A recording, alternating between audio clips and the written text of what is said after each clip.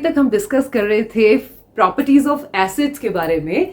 तो properties of acids में हमने फिजिकल प्रॉपर्टीज ऑफ एसिड्स को हमने बखूबी पढ़ लिया है। उसमें हमने क्या क्या पढ़ा कि एसिड जो है वो सार टेस्ट के होते हैं और सार इन टेस्ट, कि एसिड जो है वो ब्लू लिटमस को रेड में कन्वर्ट कर देते हैं। और क्या पढ़ा कि एसिड जो सोल्यूशन होते हैं वो क्या करते हैं, इलेक्ट्रिसिटी कंडक्ट करते हैं, क्योंकि वो H पॉजिटिव आयंस को देते हैं सॉल्यूशन के अंदर। ठीक है, तो when acid ionize it give H positive ions in the aqueous solution. ठीक है, ये हमने डिस्कस किया। तो ये सब तो थी हमारी फिजिकल प्रॉपर्टीज ऑफ एसिड्स। अब हम डिस्कस करेंगे एसिड की रिएक्शंस के बारे में कि एसिड जो है वो बेस के साथ रिएक्शन करके क्या बनाते हैं, और एसिड जो है वो मेटल्स के साथ कैसे रिएक्शन करते हैं और क्या फॉर्म करते हैं। मेटल कार्बोनेट के साथ कैसे रिएक्शन होती है, मेटल हाइड्रोजन कार्बोनेट के साथ कैसे रिएक्शन होती है, मेटल ऑक्साइड्स के साथ कैसे रिएक्शन होती है, ये सब हम डिस्कस करेंगे। सो जो पहली प्रॉपर्टी हमें बताती है वो है हमारी acids when react with metals give salt and hydrogen gas. ठीक है, कि जब कोई भी एसिड जो है हमारा रिएक्ट करेगा किसी मेटल के साथ, ठीक है, it gives out salt plus hydrogen gas liberate होगी। ठीक है, तो ये हमें पता होना चाहिए कि एसिड की एक प्रॉपर्टी है कि एसिड जब मेटल्स के साथ रिएक्ट करता है क्या बनाता है, सॉल्ट एंड हाइड्रोजन गैस को लिबरेट करता है। ठीक है, सो इसका एक कॉमन एग्जांपल ले लेते हैं हम। कॉमन एग्जांपल में हम लेते हैं एसिड में लेते हैं सपोज H2SO4। कोई भी एसिड ले सकते हो, H2SO4 ले सकते हैं, HCl ले सकते हैं, HNO3 ले सकते हैं, कोई भी एसिड आप ले सकते हैं साथ में H2SO4 एंड इसके साथ रिएक्शन कर देते हैं जिंक मेटल की, तो दे गिव्स ZnSO4, जिंक सल्फेट हमारे पास ऑब्टेन हो जाएगा, और साथ में हाइड्रोजन गैस जो है आउट होगी। ठीक है, हाइड्रोजन गैस जो होगी वो लिबरेट होगी, रिएक्शन में आउट होगी। ये पूरी की पूरी एक्टिविटी हमें एनसीईआरटी में लाइन टू लाइन गिवन है कि कितने अमाउंट में हमने H2SO4 लिया, जिंक के साथ रिएक्शन कराई और जो है हाइड्रोजन गैस लिबरेट हुई। When acid react with metal, second property यही है कि when acid react with metal it gives salt. जो भी हमने मेटल लिया है उसका रिस्पेक्टिव सॉल्ट हमें ऑब्टेन होगा और उसके साथ हमारे पास हाइड्रोजन गैस क्या होगी, इवॉल्व हो जाएगी रिएक्शन में। Clear I think. ठीक है, इसीलिए हमें ये एडवाइस किया जाता है कि जितने भी हमारे सिट्रस जूसेस होते हैं उनको मेटल के कंटेनर में नहीं रखना चाहिए। क्यों? क्योंकि उसका रिएक्शन हो जाएगा मेटल के साथ, और क्योंकि सारे जूसेस में क्या होते हैं, एसिड्स होते हैं। ठीक है, विनेगर में एसिड्स होता है ना। और अगर हम कर्ड की बात करें, कर्ड को भी बोला जाता है मेटल कंटेनर में नहीं रखना चाहिए। क्यों? क्योंकि कर्ड का में क्या हो जाएगा, रिएक्शन हो जाएगा किसके साथ, मेटल के साथ, क्योंकि कर्ड में क्या होता है, लैक्टिक एसिड होता है। तो lactic acid when reacted with metal तो वो salt and hydrogen gas reaction हो जाएगी फर्दर। ठीक है, तो वो हमारे लिए हेल्दियर नहीं रहेगा, एक पॉइजनस सब्सटेंस क्रिएट हो जाएगा। ठीक है, इसलिए बोलते हैं कि एसिड्स की सभी प्रॉपर्टीज हमें पता होनी चाहिए, क्योंकि डे टू डे लाइफ में हम बहुत सारे एसिड्स को यूज कर रहे हैं, तो उसको यूज करने का सही तरीका भी तो हमें मालूम होना चाहिए। ठीक है, तो now next property of acids,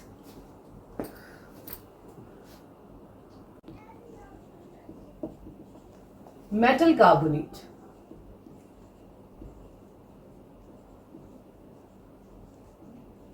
क्या फॉर्म करेगा, carbon dioxide gas.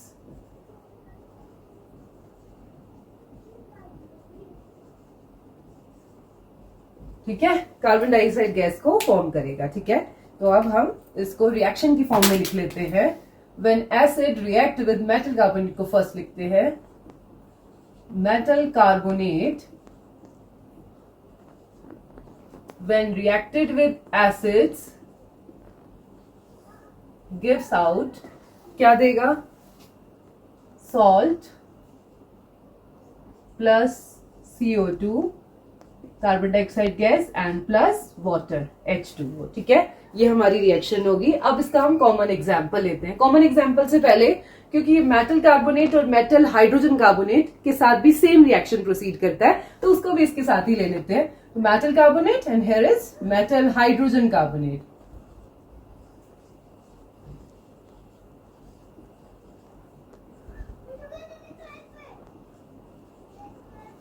react with acids, gives out salt plus CO2 gas and plus H2O water. Clear?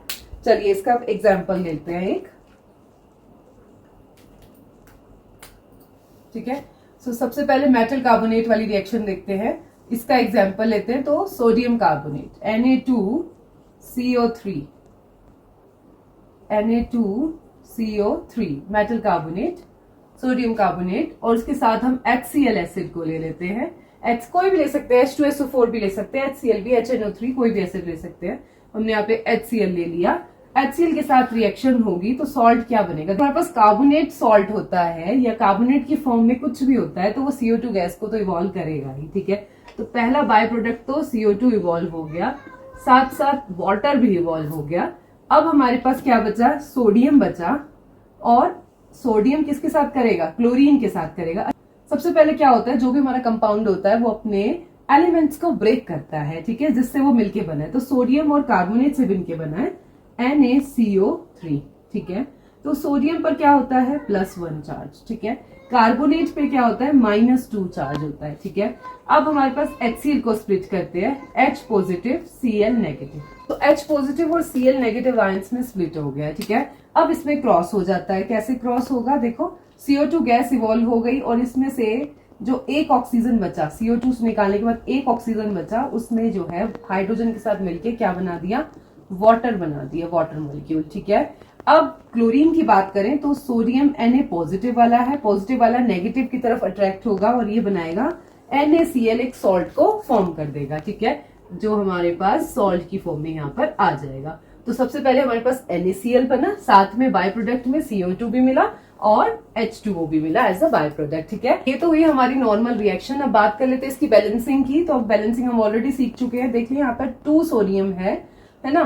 तो हम क्या करें, यहाँ पर अगर मैं 2 लगा दूं, ये भी 2 हो गया. अब क्योंकि 2 सोडियम है तो क्लोरीन भी तो 2 हो गए, तो उसके लिए हम यहाँ पर 2 लगाएंगे. यहाँ 2 लगाने से क्या हुआ, हाइड्रोजन ऑलरेडी बैलेंस्ड है क्योंकि 2 हाइड्रोजन है ना. ऑक्सीजन को देख लेते हैं. ऑक्सीजन कितने हैं, यहाँ पर 3 ऑक्सीजन है.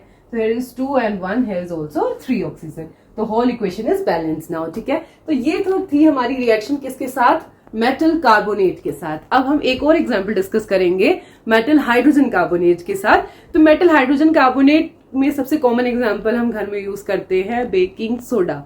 ठीक है, जिसका फॉर्मूला होता है सोडियम हाइड्रोजन कार्बोनेट. तो वही हम डिस्कस कर लेते हैं. चलिए स्टार्ट करते हैं इसको. मेटल हाइड्रोजन कार्बोनेट में सबसे कॉमन एग्जांपल हम ले रहे हैं बेकिंग सोडा का, यानी कि NaHCO3 व्हेन रिएक्टेड विद किसके साथ, एसिड के साथ.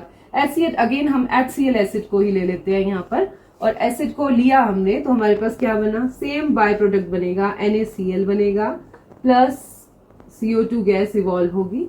सेम बनेंगे products like CO2 gas evolve होगी एंड साथ में H2O वाटर फॉर्म होगा. ठीक है. बेकिंग सोडा जिसको यूज किया जाता है इडली बनाने के लिए, घर में हम यूज करते हैं, केक बनाने के लिए इसका यूज किया जाता है. ठीक है.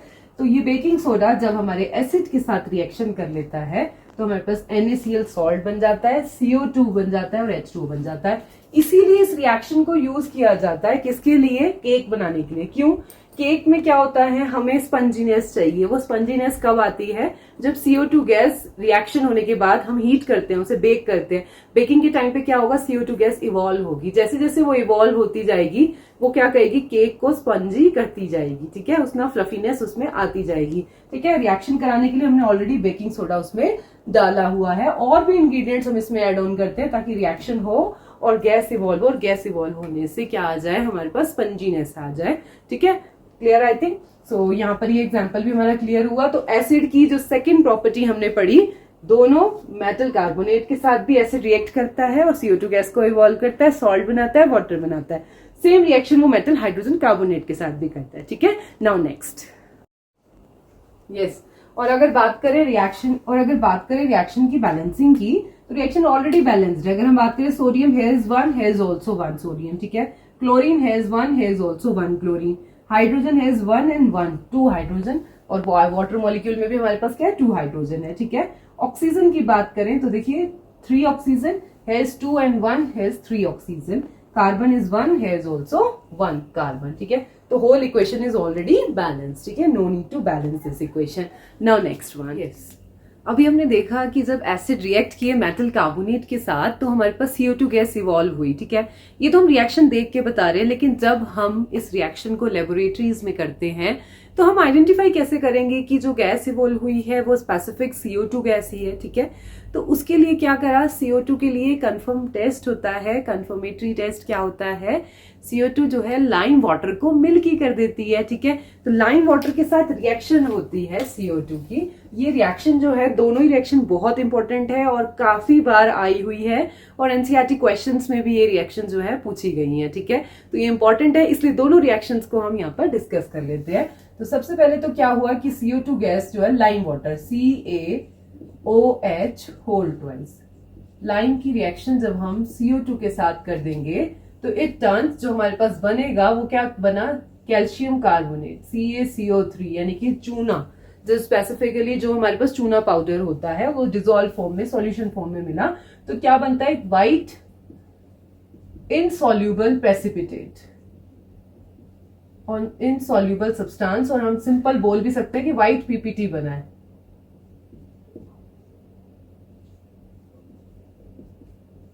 सब्सटेंस, या फिर हम क्या बोल सकते हैं, और व्हाइट PPT इज फॉर्म, ठीक है। और इसके साथ जो हमारी रिएक्शन हुई आप देखिए तो क्या बना, कैल्शियम कार्बोनेट बना, साथ में वाटर H2O, ठीक है। ये हमारी रिएक्शन हुई। तो क्या हुआ कि फर्स्ट स्टेप में हम क्या करते हैं, लाइम CO2 के लिए वैसे भी स्पेसिफिक टेस्ट क्या है, वो लाइम वाटर को it turns lime water milky में बदल देता है। लेकिन अगर मैं एक्सेस ऑफ CO2 उसमें से पास होती रहेगी तो ये जो व्हाइट PPT है ना, ये ट्रांसपेरेंट चेंज हो जाता है। तो वो क्या हो जाता है, this is the first step of this reaction, first step. और सेकेंड स्टेप में क्या होगा, क्योंकि सेकेंड स्टेप में हमारे पास कैल्शियम कार्बोनेट तो ऑलरेडी बन चुका है, तो यही कैल्शियम कार्बोनेट अगेन CO2 इसके साथ रिएक्ट कर लेगा CaCO3 के साथ, क्योंकि CO2 कंटिन्यू इवॉल्व हो रहा है, एक्सेस ऑफ CO2 हो।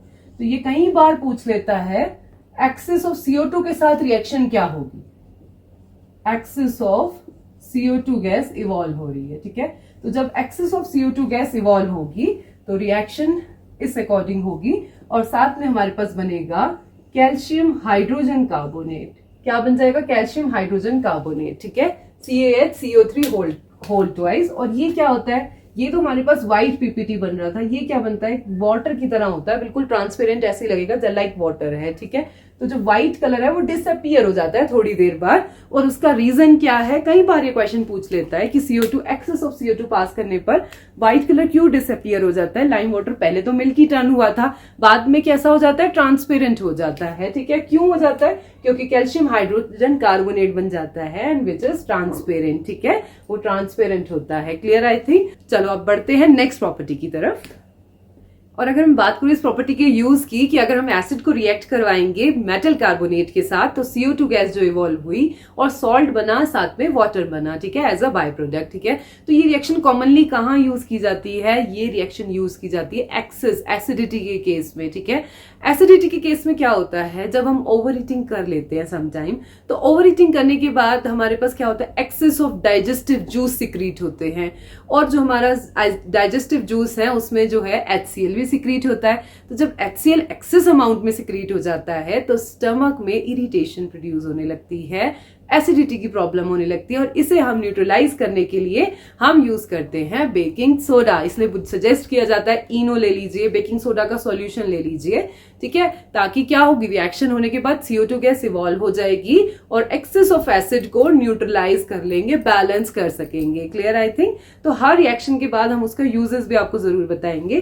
तो नेक्स्ट जो रिएक्शन है वो हमारी है न्यूट्रलाइजेशन रिएक्शन, जिसको हम पहले भी बहुत बार डिस्कस कर चुके हैं, but this is also one of the property of acid, कि when acid react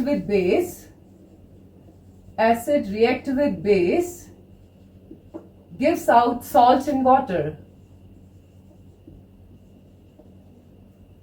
gives out salt and water, ठीक है, salt and water प्रोड्यूस करता है। तो अब इसके लिए एक कॉमन एग्जांपल भी ले लेते हैं, ठीक है।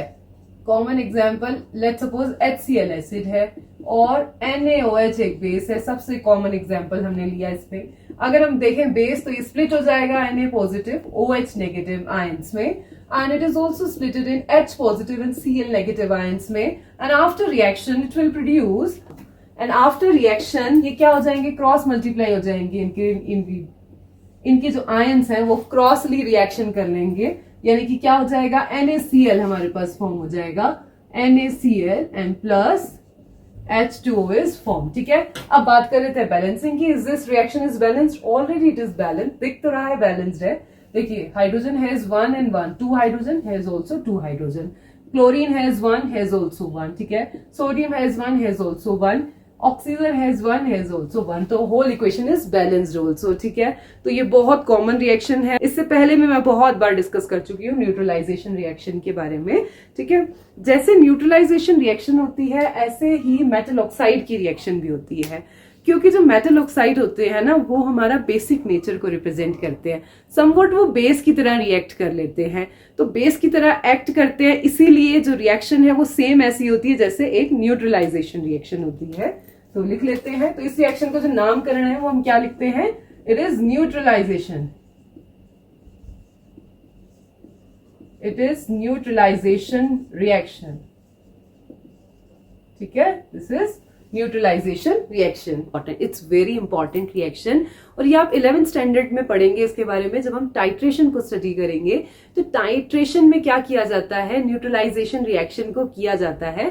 तो इसमें क्या होता है कि एक कॉनिकल फ्लास्क होता है, उसमें हम बेस को ले लेते हैं, बेस हमने यहाँ पे क्या लिया, NaOH। ठीक, तो इस रिएक्शन में क्या किया जाता है, अगर टाइट्रेशन में, इस रिएक्शन को हम टाइट्रेशन में सबसे ज्यादा यूज करते हैं, तो टाइट्रेशन में सबसे पहले हमने कॉनिकल फ्लास्क लेंगे, और कॉनिकल फ्लास्क में ऊपर क्या लगा हुआ है, ब्यूरेट लगी हुई है, लेट्स सपोज ब्यूरेट को अटैच किया जाता है, और ब्यूरेट को हम कंट्रोल करते रहते हैं और धीरे धीरे, ठीक है, ये स्टैंड की हेल्प से इसको लगा दिया जाता है, एक स्टैंड होता है, 11th स्टैंडर्ड में ऑलरेडी आप इसको करके देखेंगे क्योंकि बहुत इंपॉर्टेंट एक्सपेरिमेंट है। एक स्टैंड की हेल्प से ब्यूरेट को हैंग कर दिया जाता है कॉनिकल फ्लास्क के ऊपर, और जो कॉनिकल फ्लास्क होता है ना, इसके अंदर हम क्या डाल देते हैं, बेस NaOH, हमने एज अ बेस यूज किया है NaOH, और विद फिनोफ्थलीन डाल देते हैं।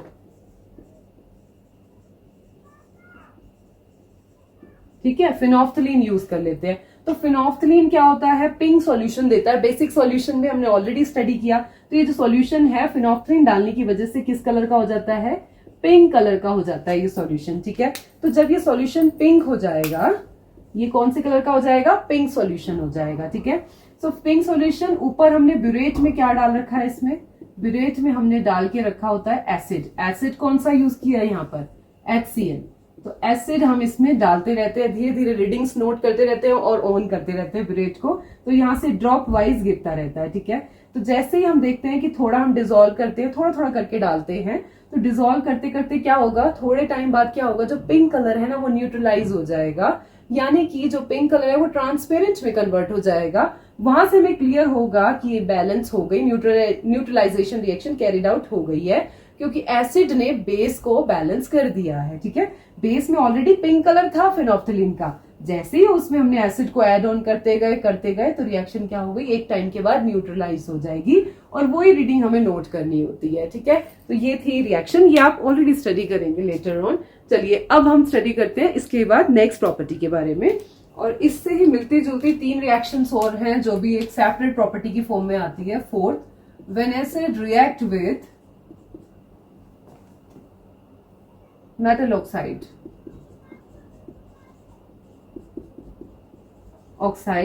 gives out same products बनते हैं, salt plus water is formed। ठीक है, तो इस रिएक्शन में होता क्या है, जो हमारे पास एसिड्स हैं, लेट्स सपोज हम HCl एज एन एसिड्स ले लेते हैं, और मेटल में हम लेते हैं copper oxide, let's suppose metal ले लिया हमने, तो आफ्टर रिएक्शन क्या होगा, वाटर बनेगा, और सॉल्ट में क्या बनेगा, आप खुद से देखो सॉल्ट में क्या बन जाएगा, अगर इस रिएक्शन को ब्रेक करें, Cu2 पॉजिटिव ऑक्सीजन 2 नेगेटिव। ठीक है, इसको ब्रेक करें तो H पॉजिटिव Cl नेगेटिव। ठीक है, अगर इनकी रिएक्शन कराएं तो बच्चों क्या बन जाएगा, CuCl2, कॉपर क्लोराइड का एक सॉल्ट बन जाएगा CuCl2। ठीक है, क्योंकि कॉपर पे 2 पॉजिटिव चार्ज होता है, क्लोरीन पे माइनस, तो क्रॉस मल्टीप्लाई करके CuCl2 फॉर्म हो जाएगा और साथ में हमारे पास ऑक्सीजन और हाइड्रोजन रिएक्शन करके H2O बना लेंगे। Clear I think. तो ऐसे ये रिएक्शन प्रोसीड होगी। इसी टाइप की एक और रिएक्शन भी हम कह सकते हैं, मतलब इस रिएक्शन को बिल्कुल लाइक ऐसी ही है, लेकिन हम इसको क्या बोल सकते हैं कि बेस ना बोल के अगर हम इसको बोलना चाहे तो हम क्या बोल सकते हैं, मेटल हाइड्रोक्साइड के साथ, कि when acid react with metal hydroxide it form salt and water. ठीक है, एक और बात हम इसको इस तरीके से भी लिख सकते हैं, when acid react with metal hydroxide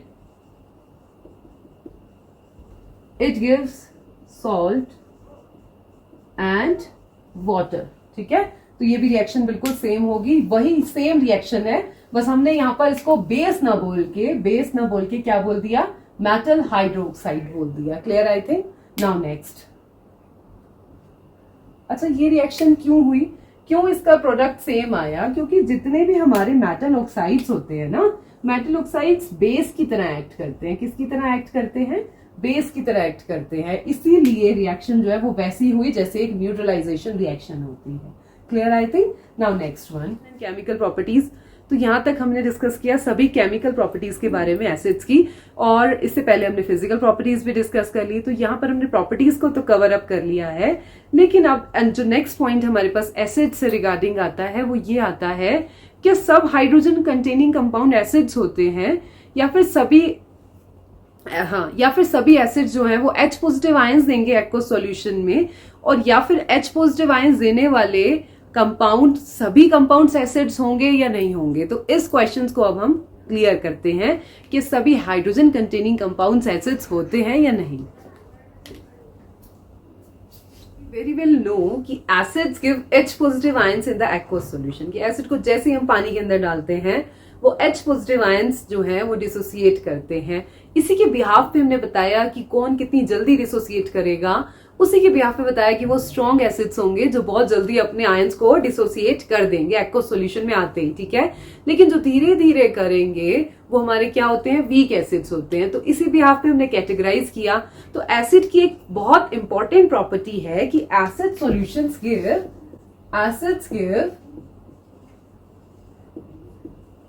H positive ions in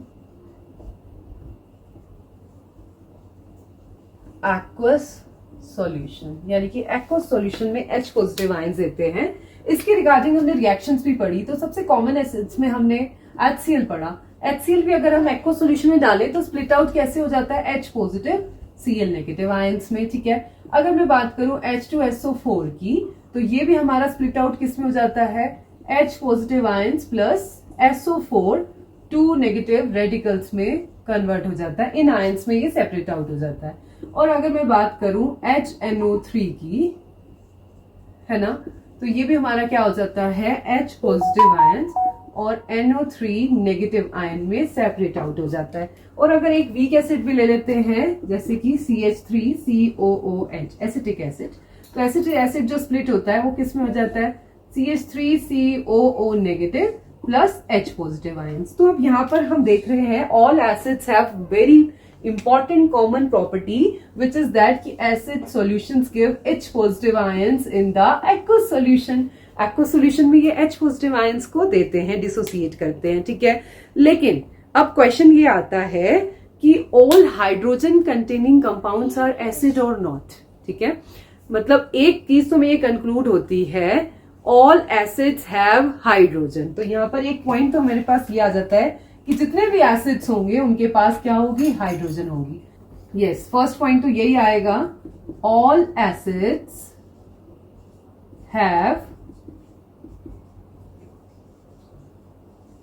hydrogen, यानी कि सभी के सभी एसिड्स के पास क्या हो जाता है, हाइड्रोजन प्रेजेंट होगी। ठीक है, अब क्वेश्चन ये आता है कि all hydrogen containing compounds are acid और नॉट। ठीक है, तो हम इसके लिए बोलते हैं कि लेट्स सपोज एक एग्जांपल लिखते हैं ग्लूकोज का, C6H12O6। ठीक है, ग्लूकोज है या फिर फ्रक्टोज है या सुक्रोज है, ये सारे के सारे कंपाउंड, इनके पास भी तो हाइड्रोजन है, तो इनको हम एसिड कंसिडर कर सकते हैं या नहीं कर सकते। ठीक है, तो इसके लिए एक स्पेसिफिक टेस्ट किया गया लेबोरेटरी में, और स्पेसिफिक टेस्ट से हमें ये कंक्लूड हुआ क्या, कि इनको जब हमने डिसोसिएट किया इन ग्लूकोज कंपाउंड्स को, तो हमने देखा कि इन्होंने H पॉजिटिव आयंस को नहीं दिया आफ्टर डिसोसिएशन और after dissolving in the aqueous solution.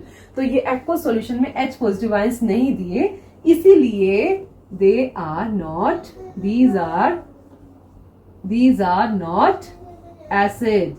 ठीक है, ये एसिड नहीं है। तो यहां से हमें एक चीज कंक्लूड हुई, all acids contain hydrogen. It's clear कि सभी के सभी हाइड्रोजन, सभी के सभी एसिड्स के पास हाइड्रोजन होगी, ये तो बात क्लियर हो गई। ठीक है, लेकिन सभी के सभी hydrogen containing compounds are not acids, यानी कि ऑल हाइड्रोजन कंटेनिंग, कंक्लूजन क्या आया, all hydrogen containing compounds are not acids। ठीक है, क्यों नहीं होते वो acids? Because they do not give H positive ions in the aqueous solutions, because they does not give H positive ions in aqueous solution, यानी कि ये aqueous solution में H पॉजिटिव आयंस नहीं देते। ठीक है, तो यहां से हमें एक चीज क्लियर हुई कि all hydrogen containing compounds are not acid. ठीक है, but all acids contain hydrogen. सब एसिड्स के पास हाइड्रोजन होगी, लेकिन हम ये चेक कैसे करेंगे, आफ्टर डिसोसिएशन, वाटर में डिसॉल्व करने के बाद अगर H पॉजिटिव आयंस देता है तो वो एसिड है, अदरवाइज वो एसिड नहीं है। ठीक है, तो क्लियर है ये फंडा बिल्कुल। तो यहाँ पर हमने कंप्लीट एसिड्स के बारे में डिस्कस कर लिया, what are strong acid, weak acid, physical property, chemical property. So we have already discussed all about acids. So if you like this video, do like, share and don't forget to subscribe to my channel. Thank you students. और next video में हम discuss करेंगे basis के बारे में, base, strong base क्या होते हैं, वीक बेस क्या होते हैं, उनकी फिजिकल प्रॉपर्टी, केमिकल प्रॉपर्टीज के बारे में। So thank you students.